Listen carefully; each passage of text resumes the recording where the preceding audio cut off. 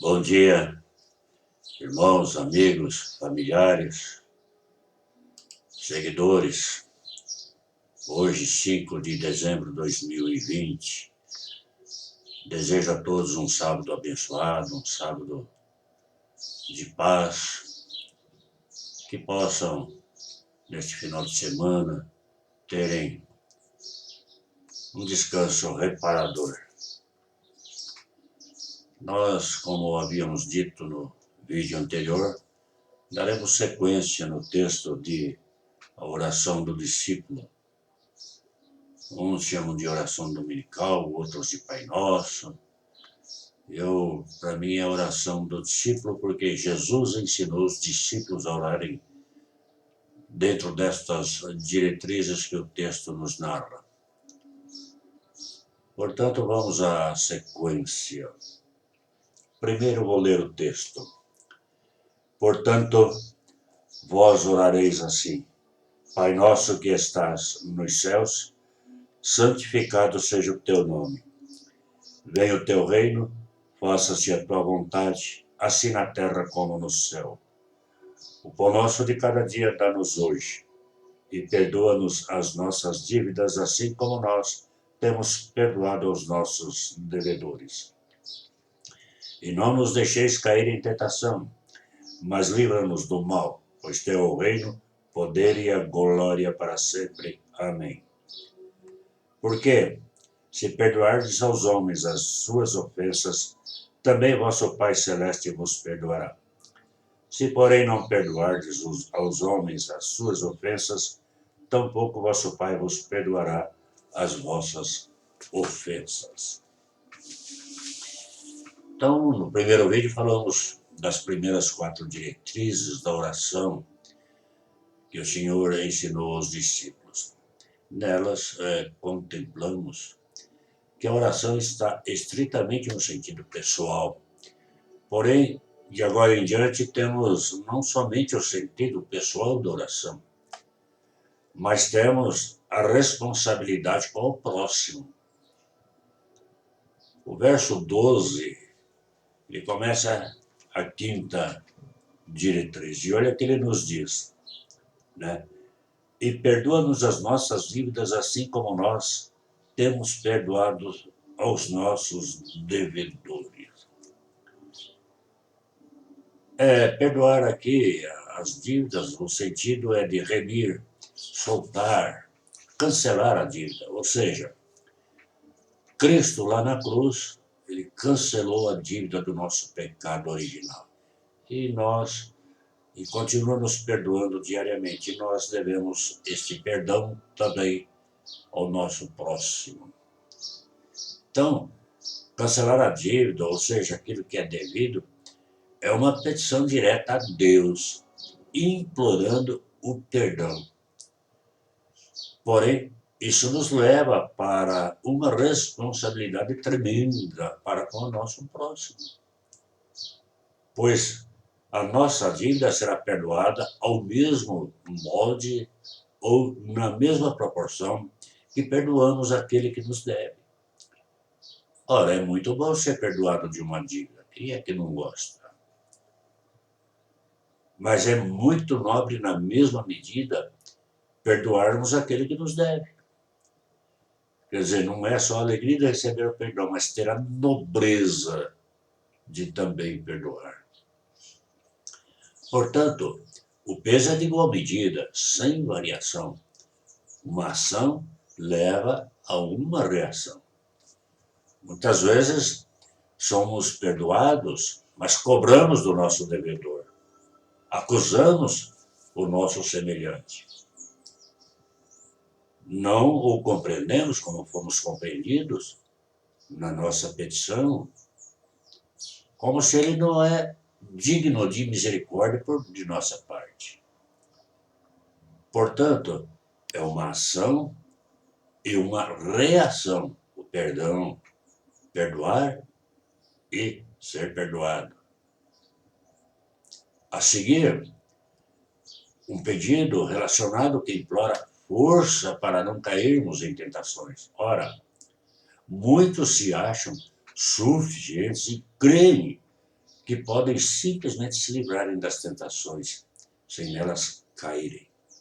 Mas estes não entendem que o sentido aqui é muito mais profundo. Aqui no texto é um pedido de livramento com a convicção que sem o auxílio do Espírito Santo não é capaz de resistir, mesmo porque as tentações são sutis. Elas estão no pensamento, nas obras, nas palavras, na omissão, nos desejos. Portanto, a afirmação "Teu é o reino, a glória para sempre", por si só, já designa que toda honra, toda força, todo poder para não cairmos na tentação está no Senhor e não na nossa capacidade. No verso 14, temos a afirmação que já fizemos, sermos perdoados por Deus na medida de perdoarmos. O verso é muito claro. Porque se perdoados aos homens as suas ofensas, também vosso Pai Celestial vos perdoará.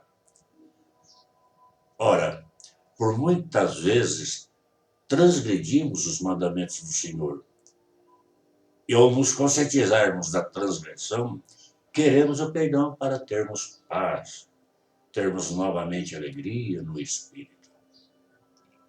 De igual forma, devemos perdoar aquele que nos ofende, mesmo porque, enquanto não perdoarmos, nós nos tornamos escravos, amargurados, rancorosos por termos sentido aquela agressão ou não termos recebido.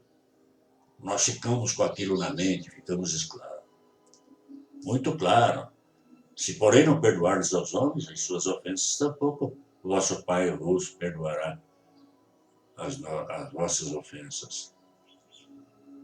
Portanto, aqueles que dizem da eficácia da oração, do poder, da cura, isso e aquilo, falam tantas coisas.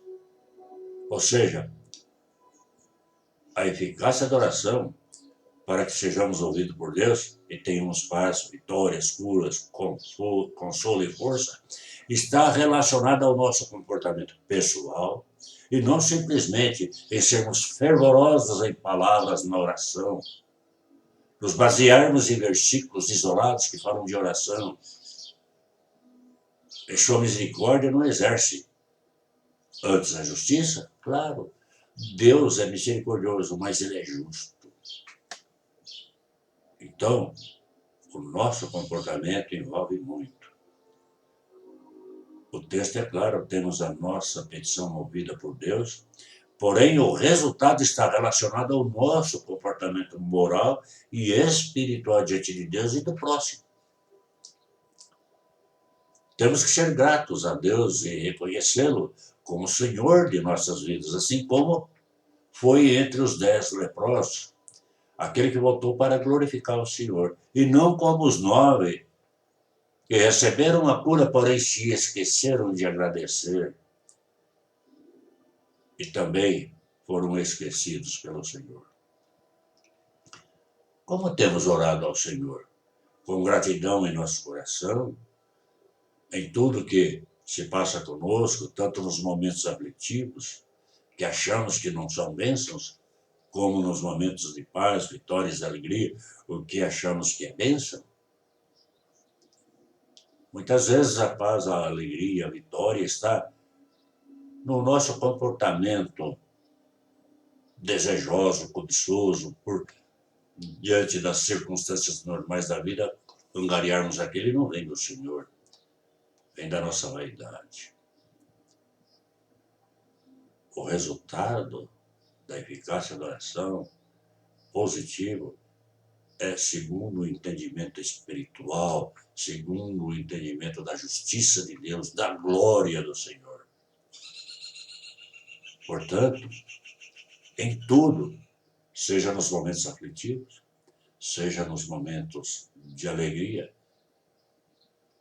em tudo dai graças, em tudo perdoar, em tudo que depender de nós, tenhamos paz com todos os homens. São as afirmações da Bíblia. E assim agindo, experimentaremos de fato a paz do Senhor em nosso coração. E aí viveremos confiantes, tanto nos momentos aflitivos quanto nos momentos de alegria, porque estaremos em estreita comunhão com o Senhor. Pense nisso, medite. Deus te abençoe.